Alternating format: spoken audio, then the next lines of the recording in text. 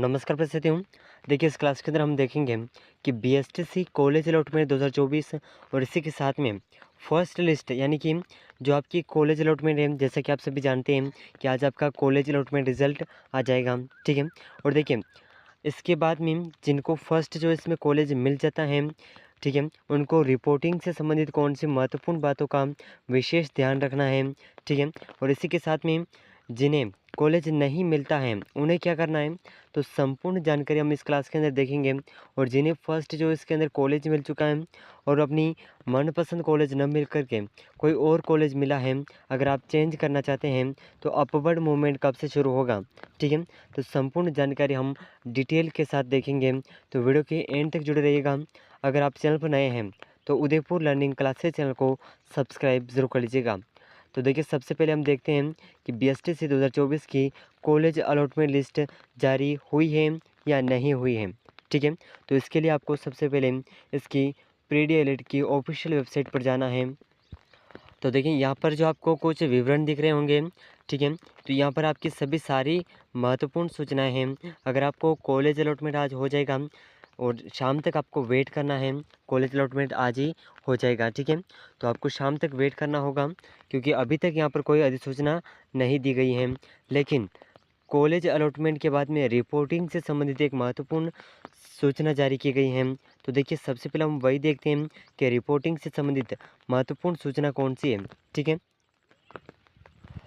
तो देखिए यहाँ पर आप देख पा रहे होंगे बीएसटीसी 2024 रिपोर्टिंग से संबंधित कुछ महत्वपूर्ण सूचना जारी की गई है, ठीक है।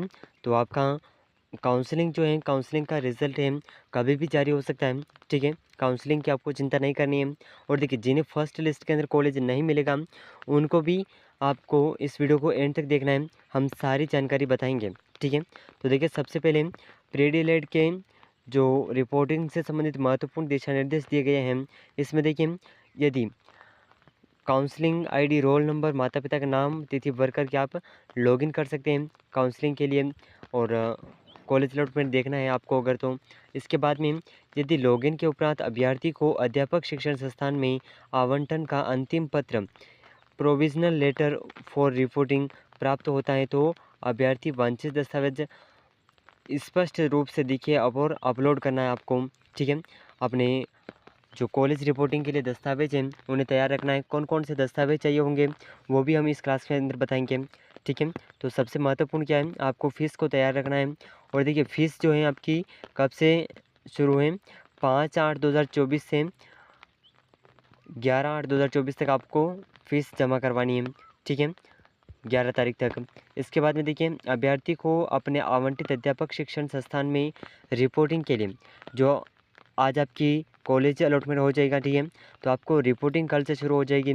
तो आपको रिपोर्टिंग के लिए 5 तारीख से 12 तारीख के बीच बीच रिपोर्टिंग, कॉलेज रिपोर्टिंग करनी होगी, ठीक है। अब देखिए इसके अलावा रिपोर्टिंग उपरांत अभ्यर्थी स्वयं के लॉगिन से प्रोविजनल प्रवेश स्लिप प्राप्त करना आवश्यक है। तो आप स्वयं लॉगिन करके प्रोविजनल स्लिप को प्राप्त जरूर कर लीजिएगा, ठीक है। अब देखिए अभ्यर्थी का प्रवेश पूर्णतः अंतरिम है तथा रिपोर्टिंग के समय अर्हता, योग्यता व दस्तावेजों के वेरिफिकेशन उपरांत ही प्रवेश पूर्व मानी जाएगी। तो देखिए आपका जो महत्वपूर्ण दस्तावेज हैं उनके वेरिफिकेशन के बाद ही आपकी प्रवेश प्रक्रिया जो है पूर्ण मानी जाएगी, यानी कि कॉलेज में आपका प्रवेश पूर्ण रूप से माना जाएगा। तो आपको महत्वपूर्ण दस्तावेजों का वेरिफिकेशन करना ज़रूरी है, ठीक है। और देखिए रिपोर्टिंग के अभाव में अभ्यर्थी के प्रवेश का दावा निरस्त माना जाएगा, ठीक है। तो देखिए रिपोर्टिंग, अगर आप रिपोर्टिंग करने नहीं जाएंगे नियत तिथि पर तो आपका जो रिपोर्टिंग और कॉलेज सीट आवंटन है उसे निरस्त कर दिया जाएगा, यानी कि आपकी सीट को खाली घोषित कर दिया जाएगा। इसके बाद में देखिए कॉलेज प्रशासन द्वारा अभ्यर्थी के दस्तावेजों के वेरिफिकेशन के उपरांत प्रवेश पूर्ण माना जाएगा। जब आपका कॉलेज में सभी दस्तावेजों का वेरिफिकेशन होगा तभी आपको कॉलेज के लिए सीट को आपके लिए घोषित किया जाएगा और उसमें आपको प्रवेश दिया जाएगा, ठीक है। और देखिए नंबर 8 है दस्तावेजों की सूची जो अभ्यर्थी को अपने लॉगिन में अपलोड करनी है। यानी कि सबसे पहले आपको अपने लॉगिन में जो आपकी आईडी है, बीएसटीसी की प्री-डी-एल-एड की ऑफिशियल वेबसाइट पर, वहाँ पर आपको सभी दस्तावेज़ों की आईडी को अपलोड करना है। उसके बाद में आप जो डॉक्यूमेंट लेकर के जाएंगे कॉलेज में, उनका वेरिफिकेशन आपकी ऑफिशियल वेबसाइट के ज़रिए किया जाएगा। ठीक है, तो इसमें कौन कौन से दस्तावेज हैं, तो देखिए दस्तावेज इस प्रकार हैं। कक्षा 10वीं तथा 12वीं की मूल अंक तालिका की सॉफ्ट कॉपी, यानी कि आपके कैमरे द्वारा खींची गई ओरिजिनल रिजल्ट की फ़ोटोकॉपी। ठीक है, और देखिए दूसरा है हस्तलिखित स्वघोषणा, जिसका प्रारूप आधिकारिक वेबसाइट पर उपलब्ध है। और देखिए अभ्यर्थी का नवीन पासपोर्ट साइज फ़ोटो, वैध जाति प्रमाण पत्र, अगर आप एससी कैटेगरी से हैं, एसटी, ओबीसी, एमबीसी, ईडब्ल्यूएस यानी कि अन्य कैटेगरी, सभी जिस कैटेगरियों में जो जाति सर्टिफिकेट है, ठीक है, तो उसको आपको साथ में ज़रूर ले जाना है और वेबसाइट पर अपलोड करवाना है। ठीक है, इसके बाद में देखिए मूल निवास प्रमाण पत्र की आवश्यकता भी होगी। और देखिए सब कैटेगरी जिसमें विधवा, तलाकशुदा, परित्यक्ता, दिव्यांग, रक्षाकर्मी, पूर्व सैनिक, इनका भी अगर आपके पास में कोई भी सर्टिफिकेट है तो इसे भी आपको साथ में ज़रूर अटैच करना है।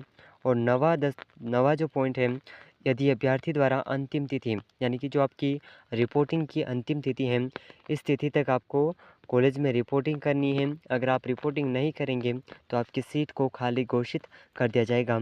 और 10वां है, यदि अभ्यर्थी के द्वारा अपलोड किए गए दस्तावेज स्पष्ट नहीं हैं या कि गलत हैं तो अध्यापक शिक्षा संस्थान द्वारा उन दस्तावेजों को जांच के उपरांत रिजेक्ट कर दिया जाएगा। ठीक है, तो जिन्हें अभ्यर्थी को काउंसलिंग पोर्टल पर लॉगिन करके पुनः अपलोड करना होगा, तो आप अपने दस्तावेजों का वेरिफिकेशन कर लीजिएगा। स्पष्ट तरीके से दिख रहे होंगे। ठीक है, आपको कोई भी गलती नहीं करनी है। तो देखिए अपलोड करने के उपरांत अंतिम तिथि तक अभ्यर्थी के द्वारा अध्यापक शिक्षा संस्थान कॉलेज में रिपोर्टिंग करना आवश्यक है। रिपोर्ट नहीं करने की स्थिति में प्रवेश निरस्त कर दिया जाएगा। तो ये रिपोर्टिंग से संबंधित महत्वपूर्ण दिशा निर्देश थे जो आपके कॉलेज के लिए बहुत ही महत्वपूर्ण है। ठीक है, और देखिए रिज़ल्ट जिन्हें कॉलेज नहीं मिला है, फर्स्ट लिस्ट के अंदर जिन्हें कॉलेज नहीं मिलता है, उनको क्या करना है, सेकंड लिस्ट का वेट करना है। ठीक है, और जिन्हें कॉलेज मिल चुका है और मनपसंद कॉलेज नहीं मिला है, तो उनको अपवर्ड मूवमेंट करवाना है। फीस अभी जमा कर नहीं करवानी है, आपको अपवर्ड मूवमेंट के लिए वेट करना होगा। फिर से अपवर्ड मूवमेंट का आपको फॉर्म भरना होगा। ठीक है, उसमें आपको कॉलेज सेलेक्ट करनी होगी। तो उम्मीद करते हैं कि ये जानकारी आपके लिए बहुत ही हेल्पफुल साबित रही होगी। अगर आप उदयपुर लर्निंग क्लासेस चैनल पर नए हैं तो चैनल को सब्सक्राइब ज़रूर कर लीजिएगा और इस क्लास को अपने दोस्तों तक शेयर ज़रूर करिएगा। ठीक है, तो ये महत्वपूर्ण जानकारी थी जो बीएसटीसी से संबंधित थी, इसे आप एक बार ज़रूर देखिएगा। ठीक है, तो उम्मीद करते हैं जानकारी आपके लिए बहुत ही हेल्पफुल रही होगी। तो मिलते हैं अगली महत्वपूर्ण जानकारी के साथ में। अगर आपका कोई भी सवाल है तो आप कमेंट में ज़रूर पूछ सकते हैं। ठीक है,